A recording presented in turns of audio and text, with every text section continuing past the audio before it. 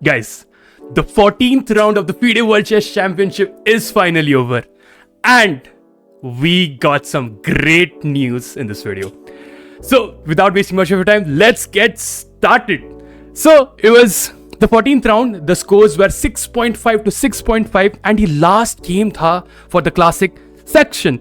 Agar ye game Gukesh jeeta hai, he becomes the youngest ever world chess champion in the history of chess. And agar obviously kar harta hai, the Ding retains his title. And if it becomes a draw, then they have to play a tie break where they play rapid games followed by blitz games.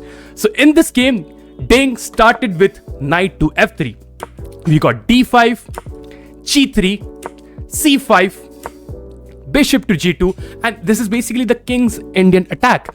We got knight c6, d4, e6, castles, and he took on d4. So this is very basic theories in the king's Indian attack. We got knight g to e7 and c4. So apart from c4, we got e4 plans.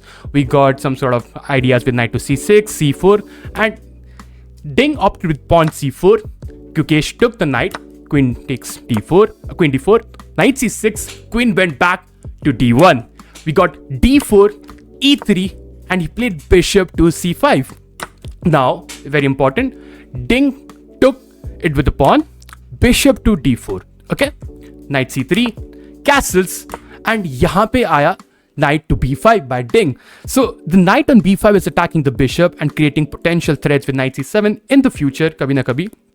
You can also attack it with a6, but yahan pe there could be some knight to d4 plans before taking with the bishop. So a move like e5 is great.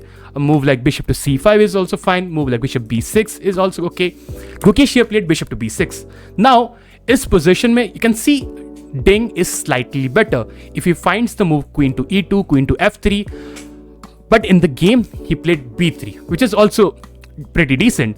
एक और चीज यहाँ पे थी कि Ding could have taken, it loses quite a bit of an advantage and चीजें थोड़ी equalize हो जाती है, but it shows that Ding is okay with the draw because he is the world number 2 in the rapid section. तो tie breaks वगैरह में काफी better रहता.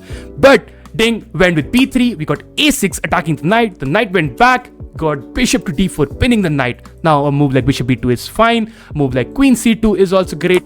We got bishop to b2 by Ding. And e5, queen to d2, a great move. Again, top engine move. And it just shows how great these guys are. We got bishop e6. Now bishop e6 is always a very helpful move. You develop your light square bishop, you control the d5 square, you create some squares for your rook as well.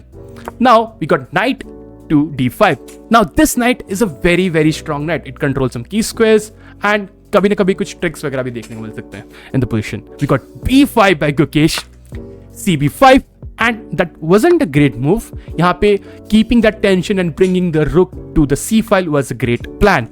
But after he took, we got ab5 by Gukesh. Now knight to f4. अब ये बहुत ही crucial move था. Like if you go for some sort of, let's say, knight f6 sacrifice and you go for this line, apparently this is not really good because first of all there is bishop h3, you attack the rook, and ये जो bishop है ये थोड़ा hanging है. And yeah, you got some other plans with rook to d8, and maybe you can sack in some lines, maybe take on b2, and कुछ ना कुछ queen वगैरह पे pressure आया रहा होगा. So we got knight to f4. Now Gukesh took on f4. That loses the knight on c6. We got bishop b2, queen b2, and rook b8 defending the pawn. We got rook to d1, queen b6, keeping an eye on the bishop on c6, bishop to f3, bishop पीछे जाता है. Now he took the pawn on g3, at g3, b4. अब ये जो move है ना b4, if I have to explain it to an intermediate beginner level player, it basically does one thing. It fixes the pawn on the queen side. Now there is one pawn, black pawn, and two pawns for white. Now with the move like b4, whenever white goes for a3 or a4, you can take on a3. There is en passant, and the pawn on b3 is slightly weak due to the pressure of all the pieces. And now Ding played a4, which is apparently not a good move because after takes, rook takes a3, the pawn is always very weak. Now You can say कि यार bishop क्यों नहीं मारा? The problem is rook to b1 and your bishop is pinned. He can put pressure like this and you can't really take because of all the material loss in the game.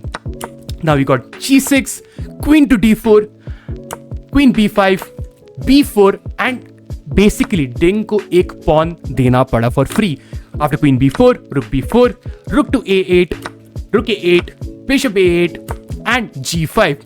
अब ये position अगर तुम लोग देखोगे, you would say, okay, we got 2 rooks on the board, we got bishops on the board, we got 3 pawns versus 2 pawns. So is this really a win for black? And the real answer is no. With perfect play, there are various lines where white can actually hold. Like, अगर engine versus engine का match होता तो most likely this would end up in a draw, but these guys are human. Okay. So यहाँ पे we got bishop to e6. You shouldn't really trade because after you trade all the pieces, there is not much of a firepower in the position and eventually it would end up in a draw. So Gukesh went with bishop to f5. Now rook to c1, creating some sort of, plans along the lines of rook to c7 where you put pressure with the bishop and the rook. Now we got king g7, rook c7, we got bishop to g6, holding on to all the pawns. बहुत ही काफी, nice move, very helpful. We got rook c4 back, offering an exchange of the rooks, but Gukesh bola कि no. We got we got rook to b1 and that's a check. King g2, rook to e1 and slowly and methodically यहाँ पे उसने try किया अपने pawns को push करना to create a loft for the king and basically to create some progress जहाँ पे तुम कुछ ना कुछ threats create कर सको. Now rook e5, great move. You put pressure on the bishop, ask the questions to Ding and ये जो time pressure, there's only 8 minutes on the clock. So basically you want कि तुम pieces वगैरह trade ना करो. You want somehow you can push and don't exchange the pawns and keep that tension in the position. Now bishop f3, king to h6, king g1, rook e6, rook c4 and g4 at the correct move. Now up 40 moves already हो चुके थे. They got 30 minutes extra bonus time and now whenever they make a move they would get 30 seconds ka bonus time. And at this moment I was streaming with some of my friends. We are doing some live commentary with analyze feelings and हमारा ये था कि यार this is going to be a very simple draw for Ding and yeah चीजें काफी simplified हो रखी है but कुछ चीजें यहाँ से गड़बड़ होने लगी. Not exactly from here, but few moves down the line. Bishop b7, king g5, f3, and ये जो f3 move था ना, it's not really losing, but it somehow feels wrong objectively. You feel like कि यार रुक अगर यहाँ पे आ जाएगा तो king is always cut off, and somehow the black king seems more active. You can push, you can create a passer, and maybe checkmate your opponent. But after f3, we got f5. He took on g4, at g4, rook b4. And bishop to f7. और यहाँ से कुछ move बाद we see king f2, rook check, king पीछे गया, king f6, rook check, king आगे, and we are expecting that this position is going to be a draw with repetition. King here, some sort of check, king would go back, but नहीं, bishop e6 by Gukesh. रुक गया a4 पे, rook b2, bishop a8, king f6, rook to f4. In this position, Gukesh played king e5. And can you imagine what Ding played in this position? Ding here played rook to f2, which is apparently a blunder. After rook takes f2, you just simply take the rook, king takes rook, bishop d5, king d5 and usually क्या होता है king pawn and games जब ऐसे position में रहते हैं कि it could end up in a draw but you need to understand your endgames the key squares you have to control and I don't know what happened. Ding had around 12 minutes on the clock and he somehow just lost control over himself. Now after king d5, king e3 and king e5, Ding Liren, the world champion, resigned, and with that Gukesh gets the victory in the 14th round and the scores became 7.5 to 6.5. With that, Gukesh Demuraju, the chess prodigy, an 18-year-old boy from Chennai, India, becomes the world's youngest ever world chess champion. I mean, it's just crazy, you know.